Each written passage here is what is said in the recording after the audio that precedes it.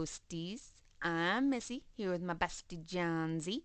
Hey, y'all. And we have a special guest today, Leanne. Hi. Hi, Leanne. Hi.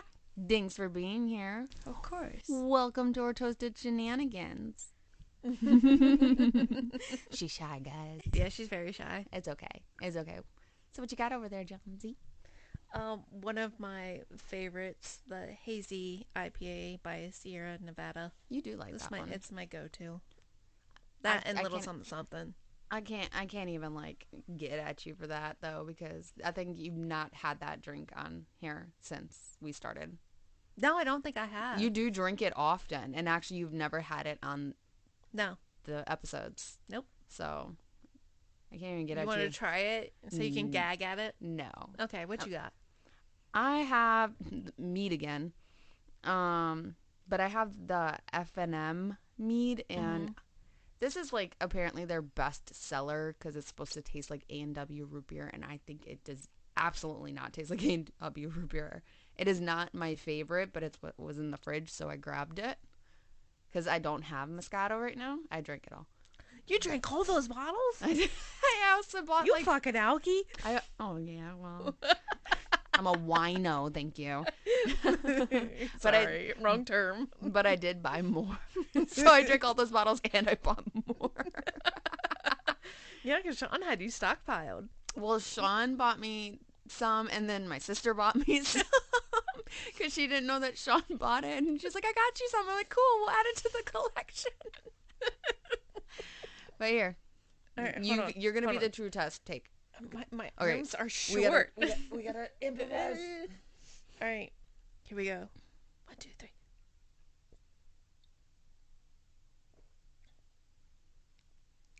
That does not taste like A&W. Thank you. It does taste like root beer. Kind of. But it's got like a butterscotchy type. It's got like a sour ending to it. It's good. Don't get me wrong. I could sip on it. I couldn't sip on it for long. Like I could have one. I was gonna say I can have one.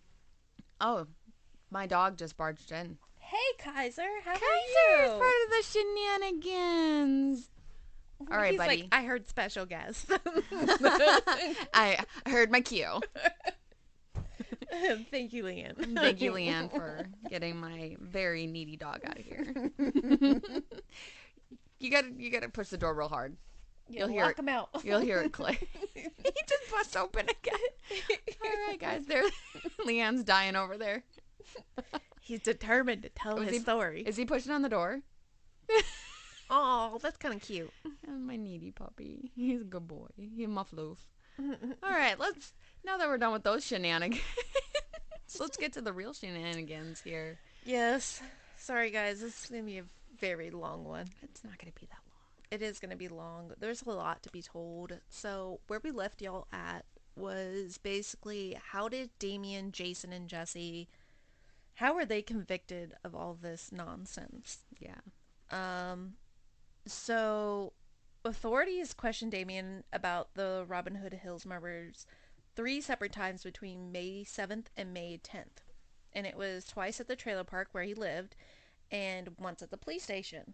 And there was a lot of bullshit in between that, but like I said, I'm not going to go into it. If you really want to know all the details, because there's a lot.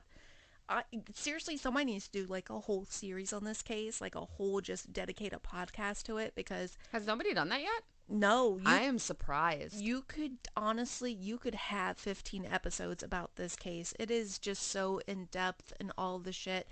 And it was hard trying to be very selective of what I included and didn't include. So I hope I tell this story well. If not, I apologize. But you're doing fucking fantastic. I'm gonna do my damnedest. You're this one is summarizing very well so far. This one is like really close to the heart, just due to, again, if you haven't listened to part 1, go back and listen to it. It hits us hard. Yeah, it's very judgmental. It's very fucked up, and it goes into that, even into the trial, and that's what all this one is about. You're getting nothing but trial in this case. Yeah. That's it. And I'm sorry that is long, but you're going to hear the most in-depth about the trial that I can give you. But basically, Damien told investigators he never heard of the 3 8-year-old little boys. And the person who committed the murders was obviously, in his words, sick, and he spent the evening of May 5th at home with his mother, talking on the phone with two girlfriends. So there's his alibi, right?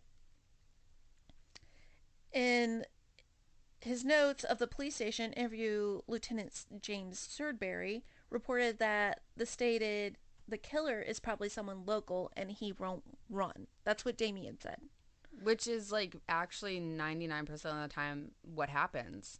Yeah. Especially in those small towns. And as we discussed before, Damien was very smart. He's very astute to the situation, especially given the people around him, which we also discussed, were not operating with the highest IQ. But the lieutenant goes on to state in his notes that Damien likes to read books by Stephen King, and he has evil tattooed across his left knuckles. Does he really? Yeah, but why does it fucking matter? It doesn't. No, it doesn't. At first I wasn't sure if that was like a rumor he was claiming about him, or it's like, because like maybe one time he wrote it on himself and they were like, oh, it's a real tattoo. I mean, no, he had it tattooed. It's not that big of a deal. It means nothing. You're reading into probably a stupid moment. He's like, yeah, that'd be so cool. Yeah, he was smart, but he still had his stupid teenage moments. Yeah. But Damien willingly took a polygraph test, and the administrating officer concluded that Damien recorded significant responses indicating deception. See, and again, I talked about these polygraph tests and how much I don't fucking trust them. And even after this one, you'll trust them even less. Of course. In addition to Damien, investigators focused their attention on Jason Baldwin, which is Damien's best friend, who also had evil inked across his left knuckles. Jeez Louise. And what, just best friend tattoos? Probably. But like Damien, Jason also denied any involvement in the killings, but detectives on the case increasingly thought otherwise, of course. Of course. And after interrogating the two teens, investigations might have stalled if it were not for the local waitress named Vicky Hutchinson. This Vicky girl basically put the final nail in the coffin. And this is what just spun the bullshit we're about to go through. So basically, Vicky told police she suspected the killings were cult related and that she was willing to play detective. Oh. Now, keep in mind, she had her own personal game. We're not going to go into that because that's Vicky's story, and that's not what we're talking about. But her son Aaron, who was also 8 years old, was close with the other 8-year-old three boys. And Aaron had told authorities that he saw the boys being picked up in a pickup truck by a black man after school. Which we know is obviously a lie because we know they went straight home to their parents, off the bus, asked permission to leave and go play on their bikes. But we'll come back to that tidbit later. Vicky believed that her connection with the 17-year-old Jessie Miss Kelly, who sometimes babysat her children, so that's where we have the connection, might provide an opportunity for her to explore the secret life of Damien Eccles. Vicky told authorities that Jessie, who had an IQ substantially below the normal range of intelligence, but he told her about Damien, his friend who drank blood and stuff. Oh gosh. But if we keep in mind, going true to the first episode, he was terrified, but now he's boasting about him. With the blessings of the West Memphis Police Department, Vicky asked Jessie to arrange an introduction to Damien. And she basically told Jessie that she was interested in dating him and would like to meet him and go out with him. Trifling bitch. Yep. And keep in mind, like, this lady is like in her late 20s. Why you want to date an 18-year-old? Because she's a trifling bitch. Well, anyways, Jessie agreed. Of course. Because, again, he had a low IQ and thought she was being sincere because he's their babysitter. Yeah. And given the environment of the community, it didn't seem abnormal. But Jessie agreed and shortly thereafter brought Damien over to Vicky's house and made introductions. Now, I didn't put this into my notes, but I will note that Vicky basically tried to liquor Damien up and to like get him all loosey goosey and get him talking and whatnot. So he can get loose lips and speak. Mm-hmm. Like she could try to catch him and like, oh my gosh, those little boys. Mm-hmm. Basically. Oh my gosh. But that's not what happened. Because he's a smart boy. He is a very smart boy, and he hardly partook in alcohol. But what came between Vicky and Damien only became clear years later, and again, we'll get to it. But for the benefit of local law enforcement, Vicky told quite the fucking story. Of course. She basically told investigators that on the night of May 19th, 1993, her, Jesse, were driven by Damien in a red Ford Escort. And obviously, like, that's a red flag right there, because if you knew Damien, he didn't drive. He was scared of driving, and never have he once drove. No, he was taking the bus places. Yes. But basically, that Damien drove them to this coven in a field outside of town where she encountered 10 young people, each with faces and arms painted black, and stripping off their clothes and touching each other. She claimed that those participating in the orgy now use nicknames like Spider, Snake, and Lucifer, and that she was supposedly offended by the naked activity. And according to her, she asked Damien to drive her back home, which supposedly he did, and Jesse stayed at the orgy. In late May, Vicky and her 8-year-old Aaron met with detectives. While Vicky shared her story about the coven, Aaron told authorities that he and the 3 murdered boys often visited Robin Hood Woods together, and that on one visit to the woods they saw 5 men sitting in a circle, chanting and doing what men and ladies do. So he was coached. Yes. On June 2nd, West Memphis Police polygraphed Vicky, and the polygraph minister reported that Vicky was telling the truth. Oh my freaking goodness. So obviously, they're convinced by the polygraph results and that they had their murderer. So that grants them a warrant. And they picked up Jesse Miskelly for questioning about 9 a.m. the next day. And this is where, like, so in the trial they say, like, they didn't know Jesse had a low IQ and all this other shit, that he was just confused. But obviously you did, because you start off with their statement with tell Jesse there's a $35,000 reward for information leading to the convictions in this case. And that if he helps them solve the case, his family will be eligible for the money. And of course, Jesse's excited. He thinks automatically, like, him and his family are going to get a new truck and all this other stuff. Yeah, because it's a poor town. And that money, that's a shit ton of fucking money. Especially for back in 1993. Even for me, I'm thinking that's a lot of fucking money. Well, like I discussed in the first episode, the average income was that. I think it was less than that. And back in 93, it was even less than that. It had been like 25,000. Yeah. So, Jesse sees his dollar signs. Oh, yeah. They're millionaires in his eyes at that point.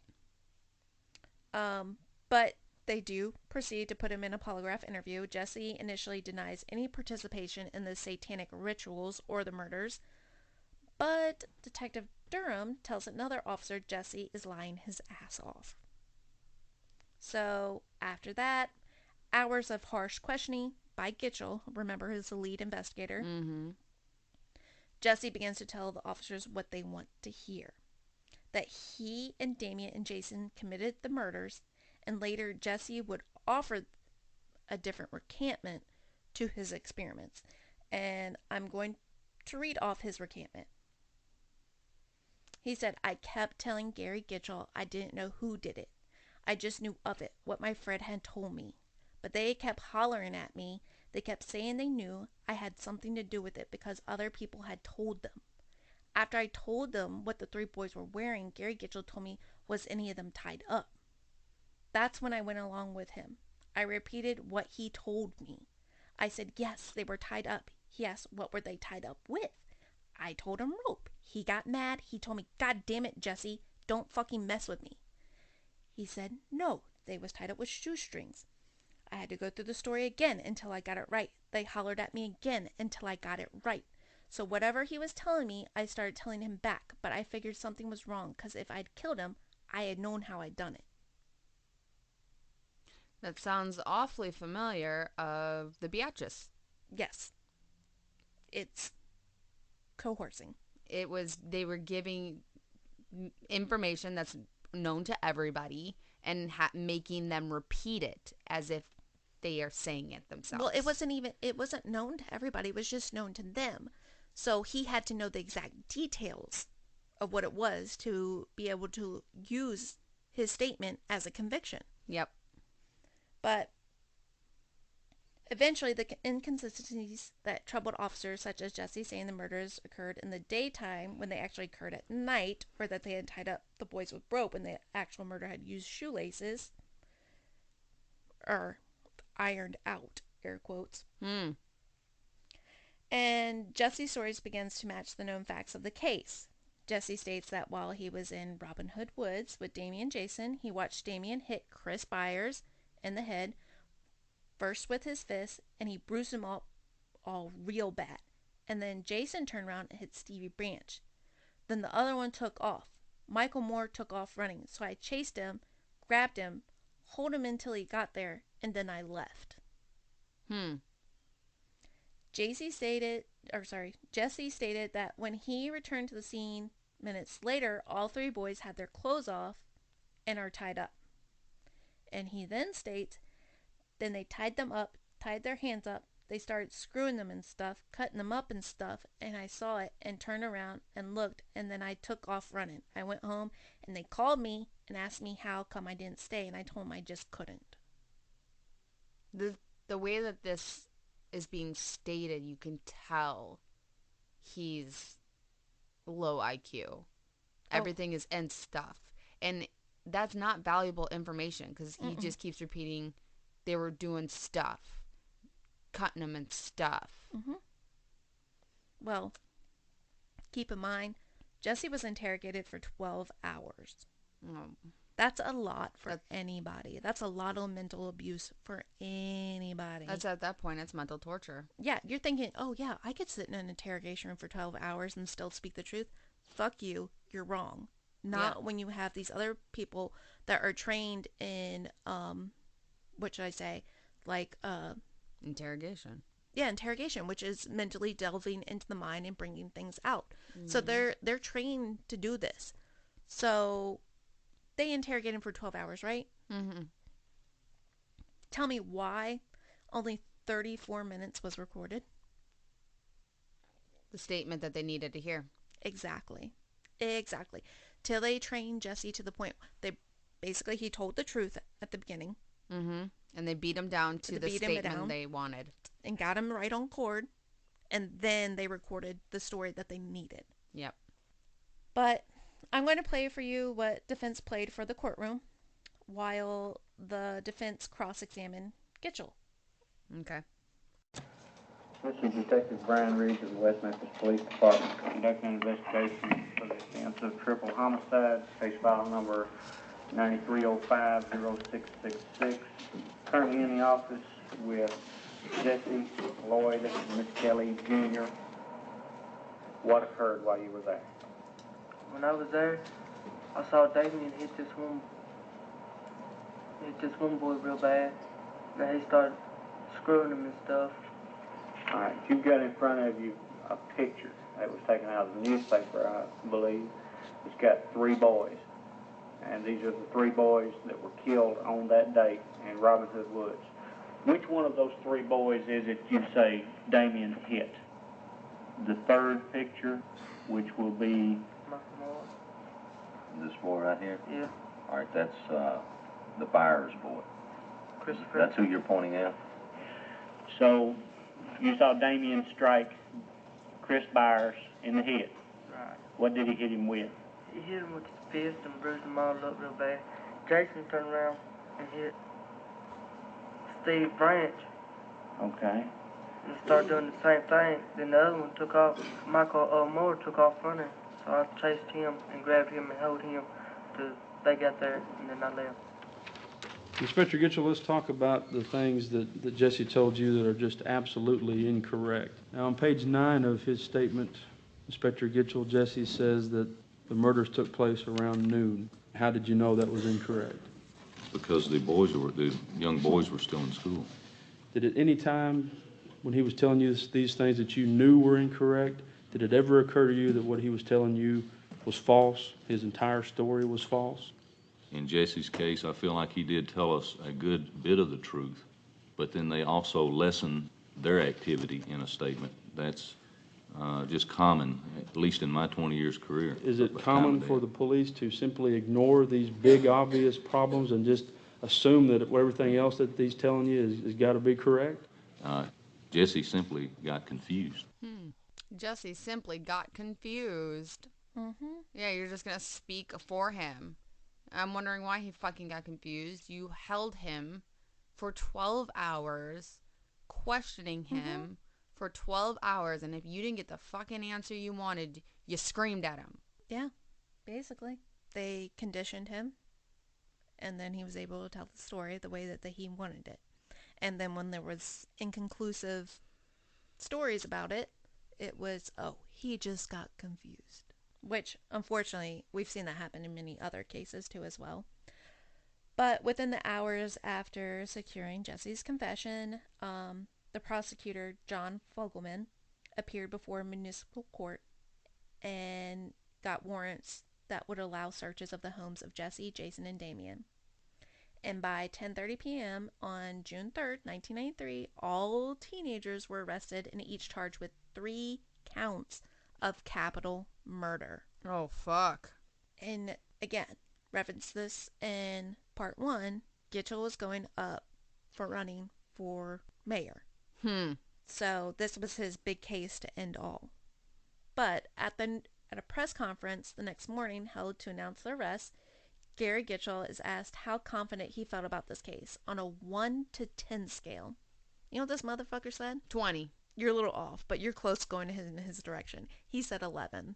So this is what he's running with, even though he knows there's holes in it.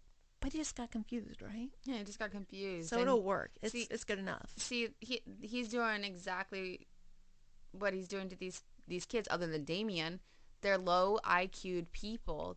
It sounds like the whole town is. Mm-hmm. And he's just pulling wool over all their eyes. Mm-hmm. He's playing them. Your own dude running for your guys' mayor is fucking playing you. Yeah, basically. Oh, wow, that still happens today. It does, unfortunately. I'll keep my mouth shut. Yeah.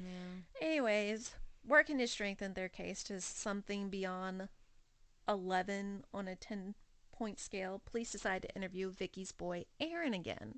An 8-year-old. Let's take some fucking advice from an 8-year-old. Mm-hmm. Aaron now changes his story and tells detectives that he actually had been with the 3 boys in the woods and witnessed the murders. And according to Aaron's account, he received a call the night before the murders from Jesse Miskelly, inviting him to bring him and his 3 friends to the woods the next day where they would do something. So you're there. And you survived. Mm-hmm. Got it. Once there, Aaron said Jesse, Jason, and Damien slapped his friends.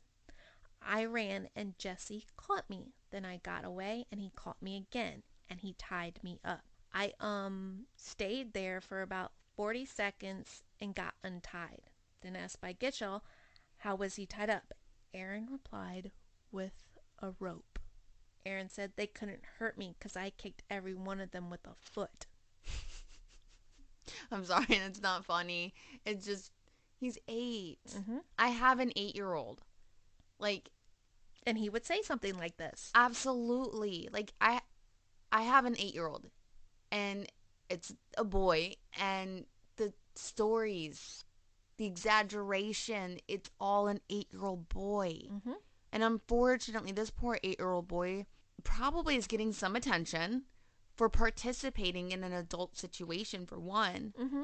Like me as a mother, 3 8-year-old boys are murdered in my town. You best fucking believe I would be keeping my 8-year-old out of it. Well, like I said, I wasn't going to tell Vicky's story, but I can tell you that she was not living the best home life. So there was a threat and occurrence that she may lose her boys, because there was also an older son. So, anyways, Aaron goes on to tell the detectives that his friends got stabbed and their clothes pulled off. Then he said that they cut off the private spot, and from a distance, Aaron told Gitchell that he watched as 3 teens raped Michael, Chris, and Steve. While Aaron's story would strike most people as wildly implausible, Gitchell was extremely pleased because now he had a second eyewitness to the murders. But he doesn't. That's the thing. But again, it's good enough. He's going to roll with it because that's what he has. Yeah, He's already started this bullshit story. How's he going to turn back around? It's enough to pull some wool over the This eyes. is enough to convince everybody of his bullshit story. It's like the Willy Wonka golden ticket. Like, it will help in the court of law. But rape wasn't even something that's something they would have saw. And that wasn't even brought up with what happened. Well, according to the clip I played by Mike Byers, he said it. He said also a lot of other things that weren't true. Yeah, that's true. But they were all rumors. Right. And, of course, in his drunken mind, he's going to, pick what stood out to him. He doesn't really know. Yeah. Because they're not going to release a whole lot of information at that point in time. But they all went along with it. And that's all it took was word of mouth. Leanne, you got something to add? That's all they were trying to do is just get somebody guilty for it. Like, whoever it was. They were just it trying didn't to matter. get somebody. Well, yeah, absolutely. Because, like again, like with the Beatrice story, like they wanted to just pin somebody. Yeah, that's Yeah. all they Right did. away. It was a big case. It made national news. And they had to get it covered up and taken care of quick Yeah. because it's national scare too. Especially when you've got Gitchell running for mayor. Yeah, fuck that Yeah, and dude. he was just trying to end it quickly with this case. That's what he was trying to do before he went into mayor. Yep, exactly. Oh, that also happened with Roger de la Bird. They wanted to get it done quick because there was a football game coming up. The fucking morons. Okay. Fuck your agenda. Let's actually, do our jobs. Sorry. This is Focus. people's. Not sorry. This is people's. 3 people's lives were taken, and we got other people's lives at hand here now. Like we've already lost 3. We do not need to keep losing more. Ugh, I'm getting angry. Carry on, please. We haven't even begun. This isn't even a fucking doozy. I'm kind of. This is a fucking riot. Anyway, August 4th, 1993, Judge David Burnett, which I'm just going to state right now, I didn't put how much I hate this man into my notes, but I fucking hate this judge in the worst kind of way. But anyways, moving on. He ruled that Jesse should be tried separately from Damien Jason. And all 3 should be tried as adults. Burnett also ruled that the state could introduce Jesse's confession despite defense arguments that it was obtained under coercive circumstances. Despite. Like, he knew it was there. But he said, you know what? Let's just hear it for the sake of hearing it. But when it comes back around the other way, he immediately shuts it down. So, that's why I don't like him. He's one-sided. But when jury selection in Jesse's trial begins, Fogelman, the lead prosecutor, told jurors that while they might find errors and discrepancies in Jesse's confession, so they acknowledge it, they were largely explained by Jesse's efforts to minimize his own role in the killings. And he, quote, said, "I think you'll find that he lessened his own involvement. The proof is going to show that this defendant was an accomplice to Damien and Jason in the commission of these horrifying murders." Jesse's defense was best out of the 3 teens, but they argued that Jesse had been manipulated and coerced into a confession. And this is what gets me. So his defense even went into the extent that Gitchell threw pictures in Jesse's face of the 3 murdered boys. Remember, this guy's got a lower IQ. This is going to terrify him. It's going to intimidate him. It's just not something you share. I'm sorry. Honestly, that's going to terrify anybody. And not only that, if you're trying to keep the crime close to the chest to figure out who the real murderer is, why are you just throwing that fucking shit up in people's faces? Yeah, it's going to terrify anybody. It's going to cause a stir in anybody. Well, Jesse's defense did do the right thing, and they played up on his alibi. And Jesse was over 40 miles away when the murders happened. He was actually in a wrestling match, and they have a log where Jesse signed his name into entry, and they have witness testimony stating that Jesse was there. But most importantly, they have pictures where Jesse held the fucking winning belt with his friends. Good job. I have seen these fucking said pictures. He was fucking there. But somehow, the jury seemed to just disregard his alibi. Are you fucking kidding me? No, I'm not kidding you. I wish I fucking was, because we wouldn't be here talking about this case. We would, just not with Jesse involved. No, because as I go on, you'll learn that this is what it's built on. Are you fucking kidding me? I am not fucking kidding. Jesse's coerced, fucking made up confession. Hold on to your britches, lady, because it's about to get a whole lot angrier. So, on February 5th, 1994, Jesse was convicted by a jury of 1 count of first-degree murder and 2 counts of second-degree murder. Mm-hmm. The court sentenced him to life plus 40 years in prison. And watching this boy, it fucking broke my heart. The kid just hung his head, and when he was asked did he have any comments on his conviction, he just shook. He didn't even say no. The judge had to force him to speak up. And as such, he was escorted out of the courthouse and back to a cell in a bulletproof vest, because afraid of what the community would do. Why are you so afraid?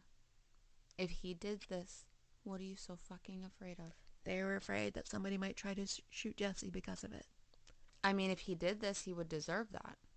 And I'm sorry if that upsets anybody. But like I said, again, I have an 8-year-old boy. What they had convinced a whole fucking town. Yeah. So they were afraid because they knew they fucking are lying. Mm-hmm. So they had to protect a lie.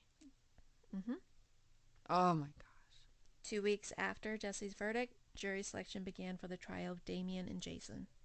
The day before the trial opened, Jesse's lawyers announced, and thank fucking God, that Mr. Miss Kelly made a decision last night that he is not going to testify against his co-defendants. And so without Jesse's testimony, the state was left thin with just circumstantial case. I'm going to do a side note here. I didn't put it into my notes, but I feel like it was really needs to be told. So in the first episode, I referenced that Jesse's birth mother was not involved and that he had a stepmom that was basically his mom to him. Yeah. And this was not who his father was dating at the time. The woman who his father was dating at the time showed much disgust towards Jesse and his involvement in the killings. But his stepmother was at every case hearing right by his side.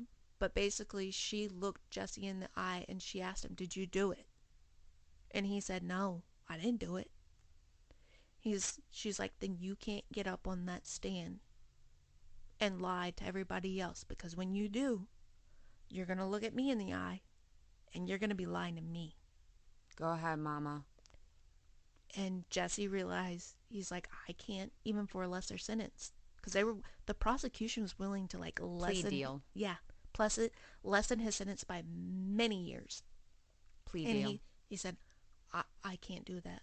Because I can't look in my mama's eye and lie to her. Go ahead, mama. She did good for him on that. Honestly.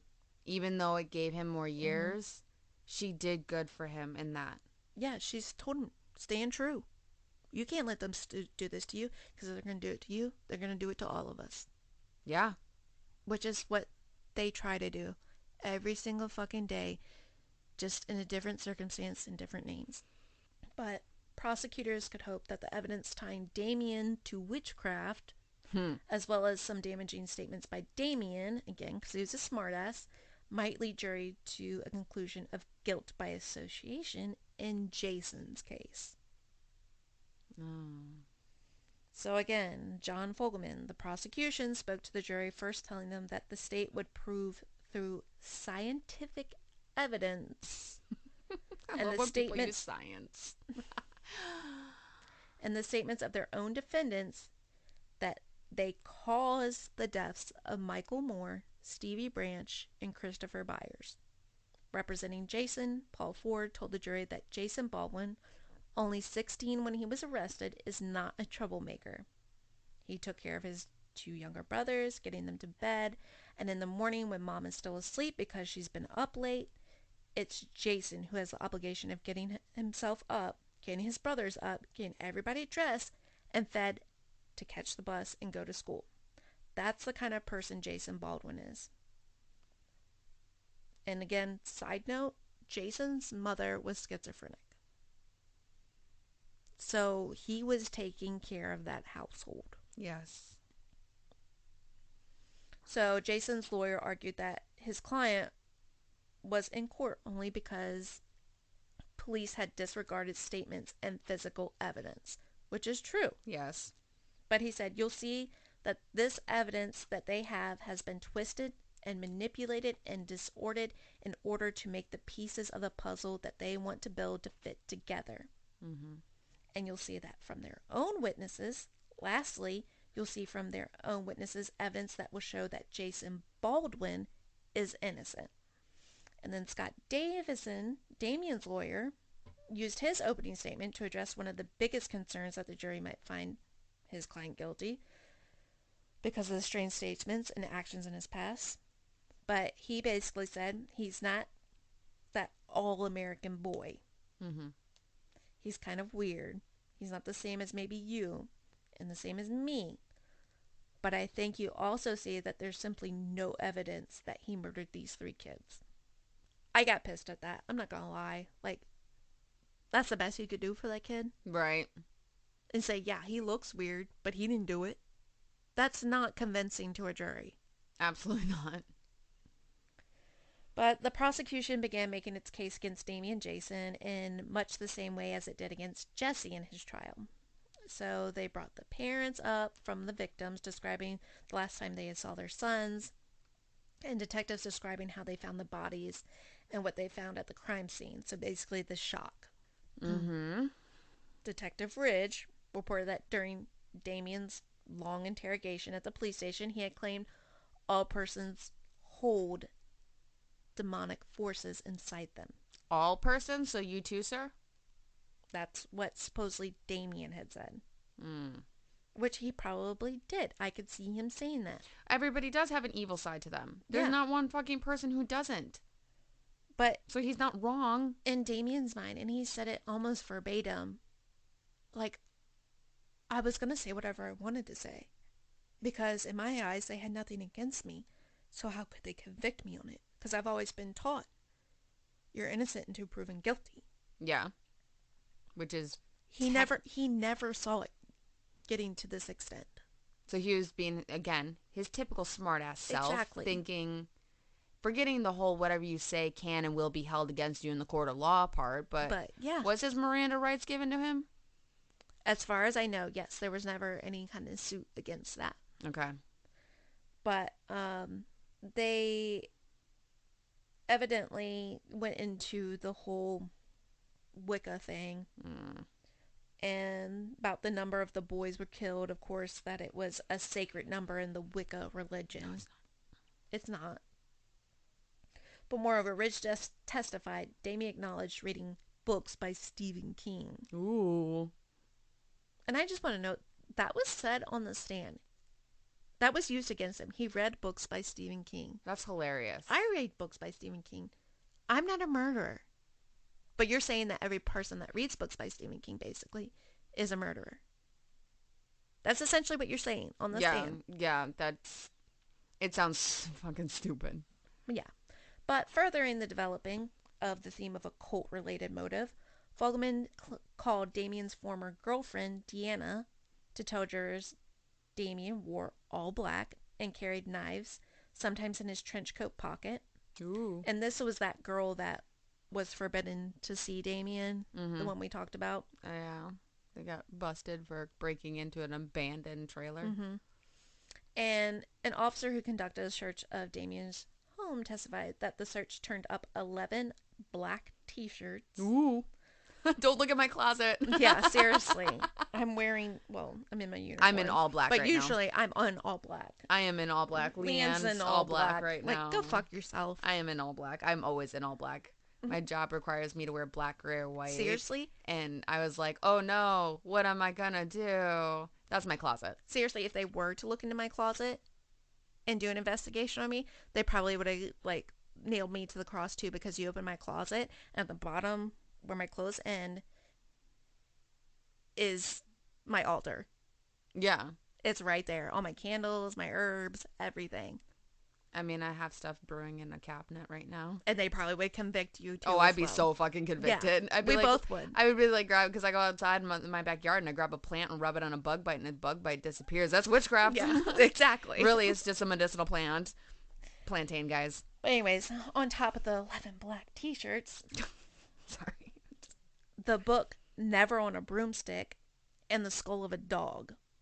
That's what they found. How at did you Damien's. acquire a skull of a dog? I'd like to know that. So him and Jason did a lot of like adventures in the woods. They were still kids at the end of the Oh, yeah, day. yeah. Just happened to stumble across it? Yeah. I bet you're jealous. Yeah, seriously. Oh my dead shit. But I didn't kill it, guys. Don't think of it like that. Witchcraft. Yeah, no. No, I didn't do that. I didn't do that. You bought it from a store. I did. But when you listen to Damien's book, he recants how they found like these two skulls and a beer bottle. Oh no, underage drinking. He's into witchcraft. Yeah. And they like took it home because they were like confused about how the skulls could end up inside the beer bottle. Immediately off the bat, I'm thinking, dumbasses, probably just a mouse. But anyways, he thought it was cool, so he took it home. I mean, I would. It is a mouse, though, that got in and got stuck. But they were curious. It's okay to be curious. Absolutely. Not in like a sixth sense, but this is not a sixth sense. He thought it No, was he cool. found a bottle with a skull in it. He didn't kill the dog. He just found a skull. That's And he brought it hilarious. home. It's But like us finding our rocks. yeah. I wish I found a skull, though. That'd be kind of cool. Gotta take more backwoods adventures. Clearly. So the prosecutor also asked Judge Burnett to take judicial note that there was also a full moon on May 5th. Ooh. Mm-hmm. And of course, the judge found it appropriate. Delving into the matters of the occult. Oh, God. Dr. Dale Griffiths took the stand for the prosecution, and he was, quote, a cult expert from Ohio. I swear to goodness, I feel like I'm just gonna walk out soon. You might after this one. Like, this fucking dude, he took the stand, and like, I wish I could just play a video while we're recording so everybody can see his face of the clip that I'm gonna play for y'all in just a moment. But this dude is a fucking moron. But anyways, Griffiths testified that the number 3 was one of the most powerful numbers in the practice of satanic belief. Griffiths said that the murders of the 3 boys were using the trappings of the occult during this event, pointing to the time of the moon phase and the removal of blood as examples of trappings. Asked what the significance of sucking of blood might have, Griffiths explained, blood is the life force, and usually they prefer to have a child that is young, very young, and the younger, the more innocent, the better the life force. Then when asked, when looking at young people involved in the occult, if you see any type of particular dress, and this is going to piss all of y'all off, Griffiths replied, I have personally observed people wearing black fingernails, having their hair painted black, wearing black t-shirts, and sometimes they will tattoo themselves. Oh no. Mm-hmm. That was quote unquote. I'm painting my nails black tonight, guys. Seriously. When the defense cross-examined Griffiths, they pointed out that Griffiths, who testified to have his PhD from Columbia Pacific University, and brought to the courtroom's attention that this was not an accredited education institution. Oh, what a fucking coinky dinky. Yep. So I'm going to play yet another clip where Paul Ford, which is Jason's lawyer, cross-examines Griffiths. And just listen to this motherfucking shit. How were you accepted into enrollment at Columbia Pacific University? I had to fill out a considerable series of papers, including all my education, background, experience. Did you ever fill out a little flyer like this No, sir. that says, Call toll-free for information on how to become a doctor. This is a mail-order college, isn't it? What classes did you take between 1980 and 1982 to obtain your master's degree? What classes? I testified. I'm asking, Yeah. what classes? What classes did you take? I told you, I answered that before, none. You did not take any classes. Between 1982 and 1984, when you became a PhD, what classes did you take? None. None. Okay. Is it your opinion, and do you want to tell this jury that these crimes were motivated by occult beliefs? Yes. Basically, he goes on to say, is your opinion. Your opinion. And he didn't even fucking take classes? No, he didn't take any classes. It's a mail order PhD. Oh my gosh. It's not funny. Like, I'm not laughing because, oh shit, I'm bumping things because I'm getting aggressive okay. now. I'm over here dropping shit. You're dropping shit. Your mic's all sorts of jacked up right now. You gotta fix your little pop socket thing. There you go. It's not a pop socket. Pop Whatever filter. it is. Sorry, guys. Oh my god. I'm just. Yep. Carry on. Okay. This is the shit we're working with. What the West Memphis Police Department was working with. Okay? So we're astounded right now, okay? I'm just fucking baffled at the level of stupidity. Mm-hmm. I can't even fucking speak.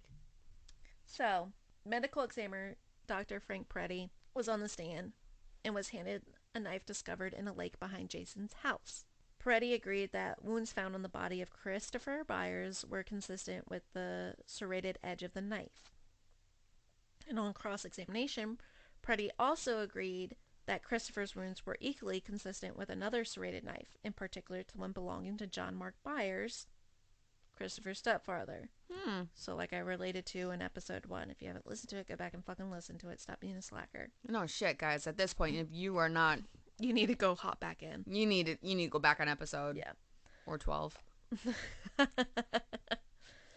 Peretti said Christopher's scrotum was cut off and his penis skinned while he was still alive, and that it could have been completed with either knife. Peretti also told jurors that the autopsies revealed both Stevie Branch and Michael Moore received massive blows to their heads, and that Michael's lungs were filled with water, indicating when he was in the water, he was breathing. So likely both boys were knocked unconscious, thrown in the water, where they drowned. And which one was castrated? Christopher. Defense lawyers got Preddy to acknowledge on cross-examination that many of the descriptions of the murder offered by Jesse in his confession were not confirmed by his medical findings. None of the boys were strangled, raped, or tied with any sort of rope.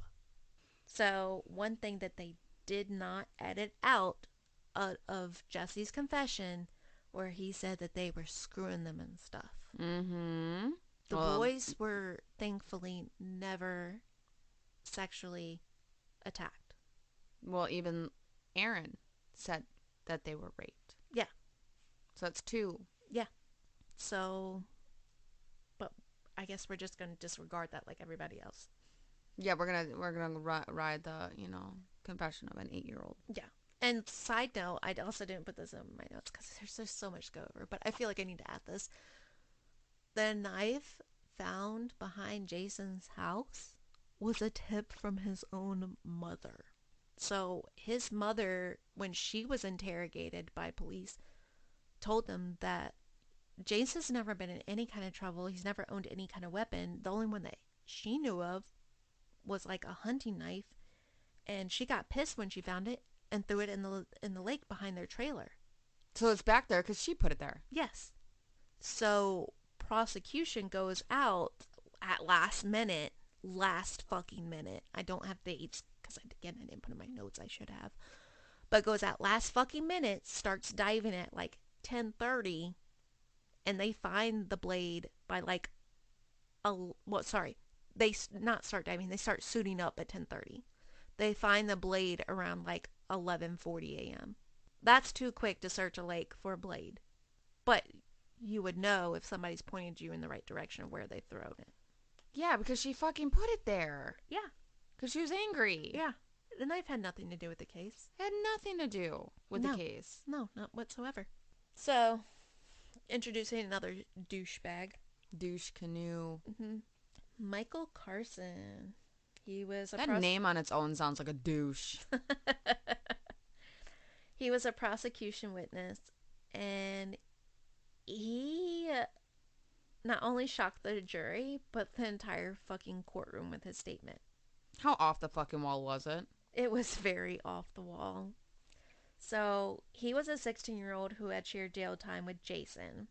And he basically testified that Jason admitted to him that he dismembered the kids and sucked the blood from the penis and the scrotum and put the balls in his mouth. That's straight up what he told him. And he said that all this happened while they were playing a game of spades. Because you just share that kind of fucking information. Again, Carson told jurors he came forward with this story months after his alleged conversation with Jason because he saw on television how brokenhearted the parents of the missing boys were. And because he has a soft heart, he just couldn't bear it. Did he get some time off? I did not look that up. I neither confirmed or denied it, but I will side note in a second tell you another story off of that. Okay. So his testimony kind of tied with a thin bathrobe fiber from Jason's home that was said to be microscopically similar to a fiber found near the bodies. And basically that's what tied the case against Jason Baldwin to it. The state's case against Jason was so weak that they had earlier approached his attorneys with a proposal to ask only for a sentence for 40 years with parole possibly in 15. But in return for his testimony, he had to tell a story against Damien. And like a true good fucking friend, He said no. Please say it. He said no. Jason rejected the proposal. Oh, thank God. This kid is like, even like up to the end, which we'll go into the next episode, he is just the best fucking friend you could have besides Missy. Hey. Like, seriously. But side note, what I was talking about earlier was there was an instance where Michael Carson's parole officer called like the defense for Jason and Damien and said basically that that kid's lying and everybody needs to know. And the only reason that he knows that information is because I accidentally slipped and told him. And I know the character that he is because I work with him so frequently, because this kid is knocked up and full of LCD that he's lying. He just took the information I gave him and fed it to y'all. And that's how he came into that story. And so that's how he knew anything of it. He didn't see it on the fucking news. He didn't have a broken hearted about the parents. He was just doing it for his own personal gain, just like everybody else. Alright, so the prosecution wrapped up its case with the testimony of two girls who claimed to have overheard Damien confess to the murders while attending a softball game. We have Jody, a junior high school student, and she was said that she was watching the game when she overheard Damien at a distance of like 25 feet. Wow, she's got supersonic hearing. Exactly. And she said that he said he killed the 3 boys, and before he turned himself in, that he was going to kill 2 more, and he already had one of them picked out. On cross-examination, Jody admitted that though she told her mother about the overheard comment, neither she or her mother bothered to report the matter to the police. Kind of funny. Yeah. That's kind of information you'd think you'd want to report immediately. You would think. Jody's story generally matched that of her 12-year-old friend, Christy, who attended the girls' softball game and with her that evening in 1983, who also said the same thing. What a coinkydink. After opening his case with the testimony from Pam Eccles, who told jurors her son spent the night of the murders at her home, or he spent the night of the murders at his home, and that he was on the phone and in conversation with 2 girlfriends, which the Memphis Police Department did look up and could prove that Damien was on the phone. But again, that alibi doesn't matter. No, apparently no alibis matter at this point. The defense called Damien to the stand. And this is usually, you don't want to bring anybody that's accused of a murder on the stand because that can be very detrimental to the case. And watching it, I believe it was because, again, he's very much so a smart ass. And I think sometimes he gets flustered too as well. Well, naturally, he's facing something very serious. And in his mind, he doesn't, yes, he's smart, but he's still an 18-year-old. So he doesn't think it's that serious because he didn't do anything. There's no evidence that he did anything. There's no actual evidence. It's all he said, she said bullshit. Mm-hmm. So, again, he's always taught, I'm innocent until proven guilty. Right. He thinks this is all a fucking game still because he's a kid. Exactly. A smart-ass kid. But he was asked about his family and his life, which Damien said included skateboarding, movies, talking on the phone, and reading. He then asked Damien about his focus on the Wicca religion, which Damien explained was basically a close involvement with nature. Mm-hmm. And in the testimony, watching it, he basically denied any kind of involvement with Wicca, that mostly he was just interested, it piqued his interest about it. He never actually practiced Wicca. Uh-huh. But he did state, I'm not a Satanist. I don't believe in human sacrifices or anything like that. Mm-hmm. And he was asked to read excerpts from his personal journal, which included favorite quotes such as, "Life is but a walking shadow. It is a tale told by an idiot. Full of sound and fury, signifying nothing." That's beautiful. It is beautiful.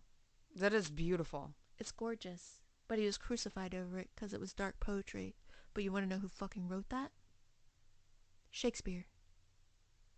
That is from A Midsummer's Night's Dream. I was like, why does that sound so beautiful? Why did I have that? That explains why. Oh, heaven forbid. Let's crucify Shakespeare. And he was asked to read other quotes out of his own personal journal. Just imagine trying to, you're on the stand and you have to open up your own personal journal and read it to an entire fucking courtroom. That's embarrassing. Yeah. And then have to try to explain yourself for it.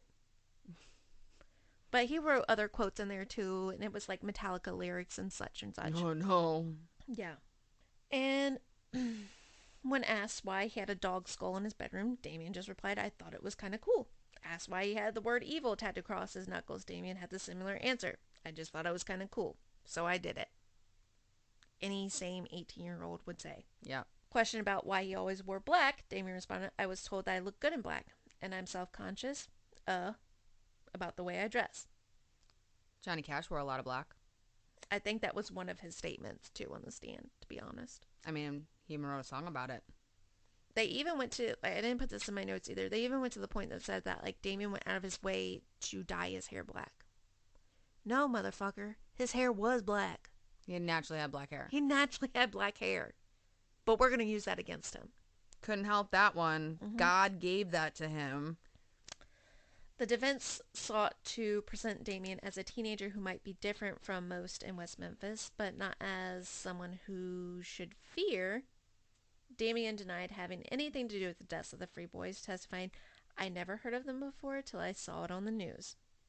Asked how he felt about being charged with the murders, and he said, "Sometimes angry, sometimes sad, sometimes scared." Typical normal response. Mm-hmm. The defense presented evidence raising questions about the quality of the police investigation. Gitchell admitted that although West Memphis owned both a video camera and audio recorders, they hadn't bothered to tape any of their several interviews with Damien. Oh, wow. Wonder why. Mm-hmm. Gitchell also admitted that the blood samples left on the wall of Bojangles' restaurant on the evening of the murder were lost.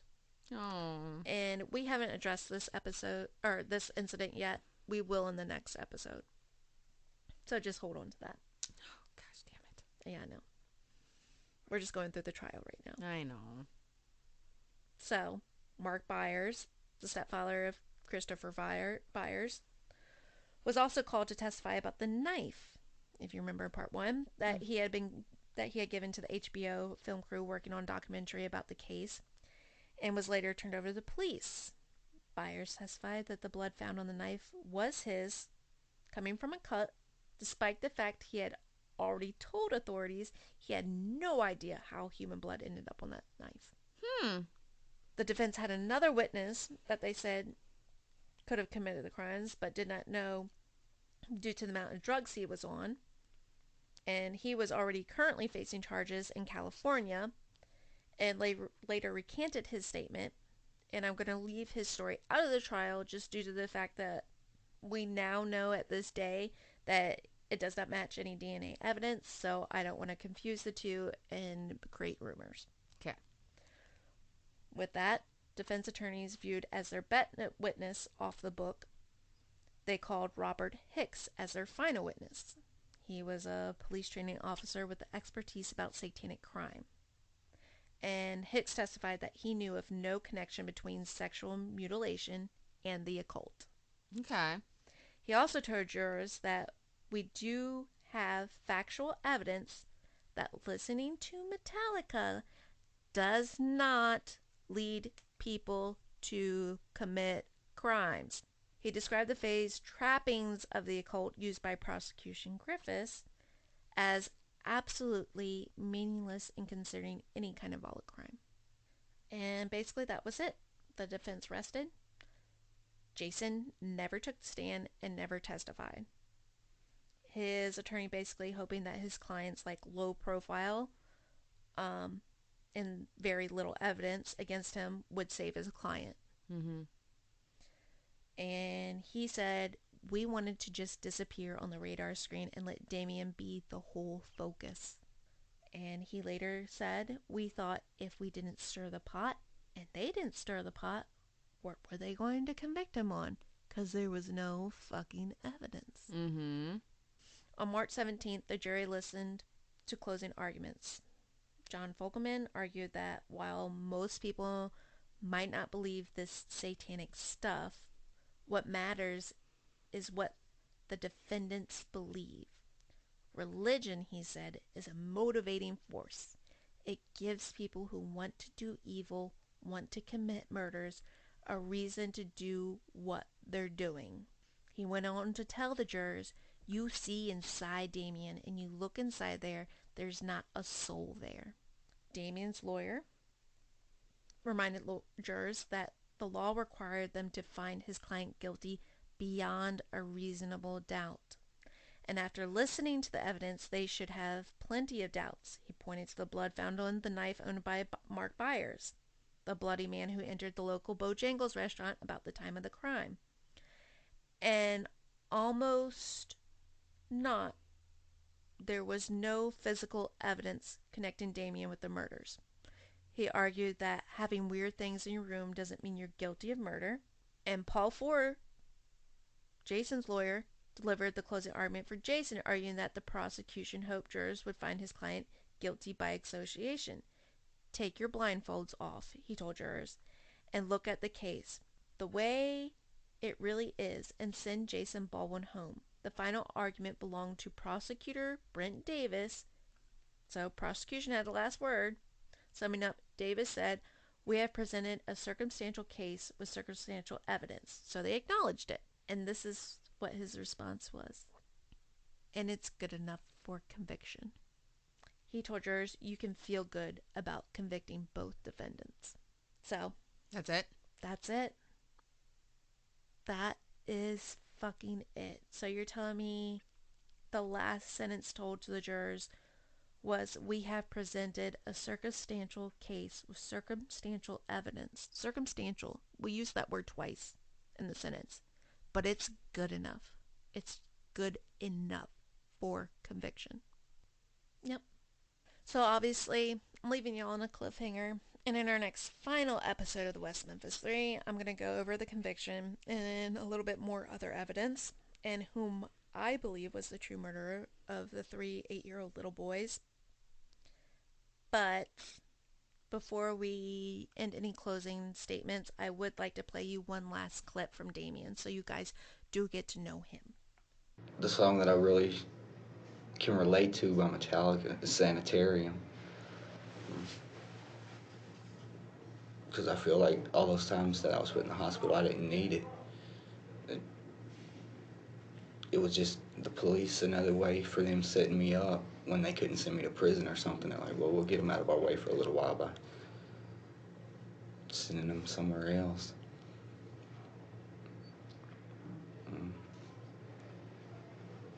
I like Metallica because, well, all hard music like that, because it like gives me an adrenaline rush. Makes me feel more alive.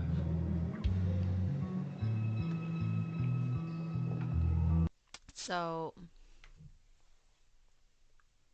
there's actually a psychologist that's on the internet right now. Mm-hmm. And I've seen this before, but for some odd reason now she's making like viral, like people are finally like viral about it. And she even ended up on my news page for Facebook on how heavy metal or heavy rock Is therapeutic. and helps ease anxiety. Now, I remember when I was younger and I was doing my homework and I was just listening to Slipknot. Now, if anybody fucking saw Slipknot and then saw me listening to Slipknot, they'd definitely think I was some sort of devil worshiper because those motherfuckers are scary looking. Yeah. Love them. And my mom came downstairs and she's like, what the fuck are you doing? And not that she was getting at me about my music choice, because she never did. She never agreed with my music choice because to her it was just noise and she didn't understand it. She never judged me for it. But she saw I was doing my homework listening to this and she told me to turn it off. She's like, you can't be doing your homework while you're listening to that kind of music. And then she saw like all of a sudden my focus wasn't right and my grades weren't right. And she's like, oh, it helped you. When I would go to bed at night, I would wear my big ass headphones because that's what we had. And then I put my beanie over top of my head to hold my headphones on as I blared Mudvayne in my ears, and it would pass the fuck out. Yep. And now we have a therapist out there, or a psychologist, sorry, who is saying it is clinically proven music to help ease anxiety. Because you feel so much through people's music. And in that feeling, like they're speaking everything that's going on through your head and all of your emotions, you kind of just release your emotions. You don't keep them trapped up anymore. She was saying that the thing that it actually helps people learn to release their anxiety in a safe manner. It helps them control it and release it safely. And when I read that, I'm like, finally someone fucking said it. Like, finally somebody fucking gets it, because that was me as a kid. I'm 12 years old jamming out to fucking Slipknot and Marilyn Manson. And everybody's looking at me like I'm a psychotic person because I'm listening to this music and it's just loud noises and all this other things. And again, I was fucking judged just like these fucking kids. Yeah. Just on your music taste. Just on my music taste. This is before I even got into the clothing I was wearing. But we could, according to the state of West Memphis, we could have convicted you for that. Yeah. That's basically what they got up on that stand and said. Like, there was no evidence. I'm not leaving anything out as far as what was basically said. There may have been like little like mundane facts that were said. But that was basically the big arguments that I put down. There's no tangible evidence other than fucking clothing choices and music. There was a fiber or two that could have matched. Could have. Even if it did match, it's the fucking woods, and they're kids who were in there themselves to play around. It could have been there from when God only knows when. It could have been, but again, it wasn't 100% match. It was it's a possibility. It was a possibility it could have matched. They're hanging on by that fucking fiber in this case, and they knew that. That's why they needed Jesse to work against Jason and Damien, and when he wouldn't do that, they had nothing. So they went with that. Episode 1, again, we're saying this again, if you have not fucking listened to it, go back, you slackers. Episode 1 had me sad. I was so sad because the little boys is really where my heartstrings were at. Yeah, because you have an 8-year-old. I do. You can put, like, you see it, like, Oh my gosh, yes. And now with this case, I'm sad. I'm very sad because I was that kid. Yeah, now you're putting yourself I'm like in Damien's shoes because you were him. I still am that kid. Now I'm grown up, but I mean, I'm still that person, but I'm also angry. I'm so angry. Mm-hmm. So angry. And that's why for so long, like, I kept putting this case off and putting it off and putting it off because, like, I really don't want to have to, like, put this out there. I don't want to have to do all that. It's vulnerable for you and I. And I was like, finally, it just built up so much anxiety. I was like, I was going to say, you've been having some massive anxiety about it. I was scratching at my neck to get it off my chest. Yeah. Like, it just had to be said. Because I'm scratching my chest right now. Yeah. But, like, it's been causing a lot of anxiety for you. I know you and I have been talking about that, but I can see why you didn't want to talk about it. It's a vulnerable. We can relate. Yeah. We easily. Thankfully, we don't have to relate the way they do, but like. But we easily could have been them. You and I easily could have been them. Any of them. Any of the toasties. I know so many. My own niece takes after me. You're just gonna convict her on the because my daughter looks like it. My daughter. I mean, she's also dressing that way. Leanne, my daughter. You could chime in, Leanne. Yeah, like they could easily convict her because I wear all black and she listens to Slipknot and whatnot with me. You have a nose piercing, and I have a nose piercing, so that'd be easily. She wears eyeliner. Ooh, yeah. She has Metallica hoodie. Oh my god. And I can bet your fucking ass you're gonna find more than 11 black T-shirts in my fucking closet. Like I just said, so many. I only wear black. Like I said, my job, we have like we used to have colored Fridays where we could wear a solid colored T-shirt or solid colored shirt. Now it's the whole fucking month, and every Friday they'd ask me like, why don't you participate on Fridays? I'm like, because that would require me to go to the store and buy color, and I don't do that. Like when I do wear color, the few and when I wear color, it's dark green or dark red. Everybody flips out. They're like, "Oh my gosh, you're wearing color today!" Like it's a whole ordeal. I feel like no slight towards them, but I feel like the girls you work with are very like bougie and hoity-toity. But like the only color that's ever on my body is my hair. It's bright red. Not me anymore.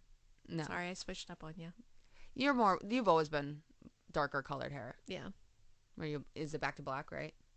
It's like a black cherry. It needs to be done right now. But. Yeah. But that's always been you. I've always been the red. You've always been black. Or we've been both red. But every time you went to red, you always went back to black. Mm-hmm. So that's just how it's always been. But anyways, this case it'll get your blood pumping. My blood's pumping. I'm going to need a shot. What are we up to now? What's that timestamp at? You don't want to know. Oh, sorry, Toasties. Toasties, we appreciate you guys. Thank you for this. Like, this is a vulnerable case for us. Yeah. It really is. And if you've made it this far, you are the bestest toastie ever. If you haven't, or you're just chiming in for some odd reason at the end of this episode, get your asses back to part 1. Get your asses back to and start over part 2. And come back for part 3 because I need have a lot to go over. I need the end of this. I need this to be over.